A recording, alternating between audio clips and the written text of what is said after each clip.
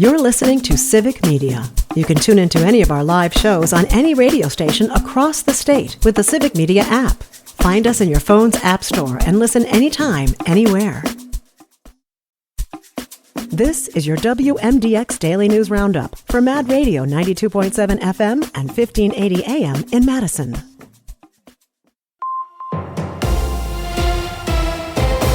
For 92.7 WMDX News, I'm Savannah Tomei Olsen. Madison's bus rapid transit line finally launched last year after more than a decade in the making.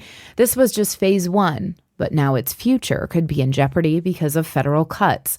The Trump administration has been slashing funding across different sectors, from the USDA's scientists fighting bird flu to veterans at the Office of Veterans Affairs. The east-west route opened last year, and the next phase is supposed to be the north-south route.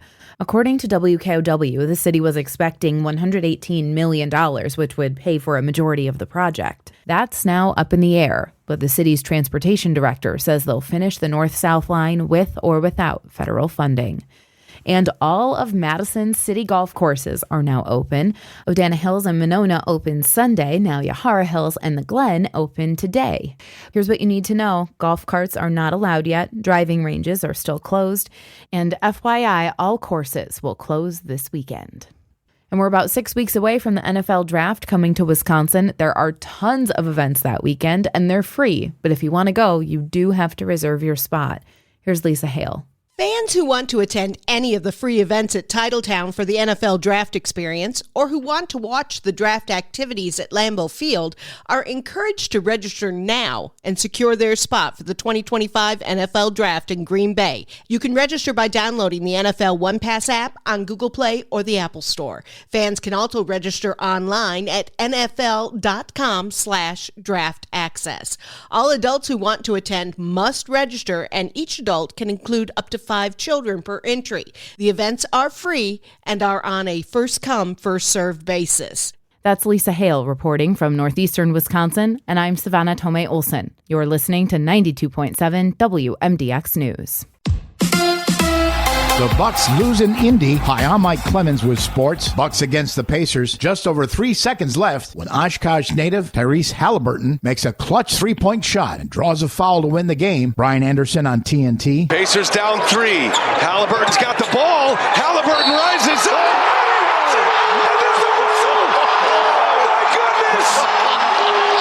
The Bucks lose 115 to 114. Doc Rivers says nobody covered Halliburton. He was open the whole play, and we'll have to figure it out because that's a play that should never happen. So the Bucks have lost 3 in a row. They host the Lakers tomorrow night. Junior Bridgman has died. He collapsed from a heart attack while speaking at a Boy Scouts luncheon in Louisville. Bridgman played 9 seasons for the Bucks before becoming a billionaire businessman and part owner of the team. John McLaughlin was one of his teammates. The finest person I've ever known in my life. Just class guy. Junior Bridgman was 71. With Sports on Mike Clemens. On your entertainment beat, I'm Pete Schwaba. Well, if you're a fan of The Bachelor, hopefully you had a chance to catch their Women Tell All episode.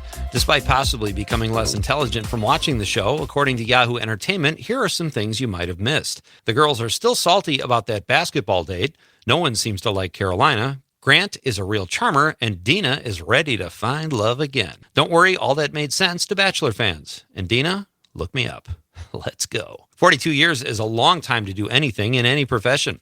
Vanna White is well aware of this. She's been a TV personality on Wheel of Fortune for over 4 decades. If you're wondering how she's been able to stick with the same job for so long, for starters, she turns letters. And it was recently revealed on Yahoo Entertainment that she only works 34 days a year. Sure, it sounds great, but the 68-year-old White does all of this for a mere $3 million a year. Try not to think of that on your way to work tomorrow.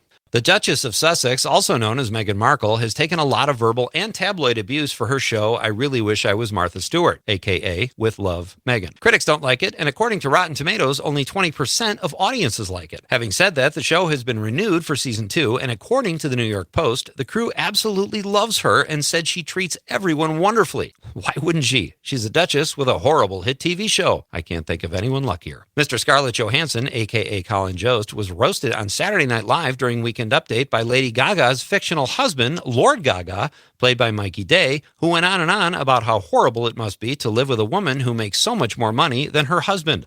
According to the Post, Colin Jost muscles through life with a net worth of just $10 million, and his wife Scarlett Johansson is worth $165 million. Somehow, they managed to make it work. Robert Redford has come out of retirement to make his first acting appearance in 6 years. The 88-year-old will appear on an episode of AMC in Dark Winds. Redford is also an executive producer, along with Game of Thrones producer George R.R. Martin. Redford will appear on episode 1 of season 3, which will air this coming Sunday night. Redford requested his scenes be shot on a closed set due to his insistence on appearing in his Altogether. The show Dark Winds is set in the 1970s and follows a Navajo police unit. The show's director, Chris Eyre, says Redford's fellow executive producer, George R.R. Martin, will also have a cameo in the first episode of Season 3. He added that the Season 3 executive producer cameos were part of the plan since Season 1. He also admitted that despite Redford being a phenomenal and supportive producer, the idea of directing the legendary actor really freaked him out. New episodes of Dark Winds drop on AMC Sunday nights. For more showbiz fun, tune in to Nightlight with me, Pete Schwaba, weeknights from 6 to 8 p.m. on the Civic Media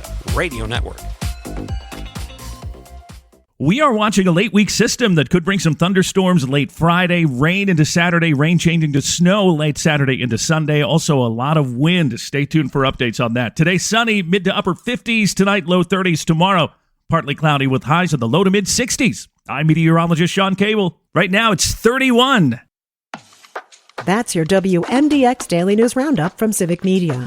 Subscribe to this podcast on Spotify, Apple, or wherever you find your podcasts. Find more news at mad.radio.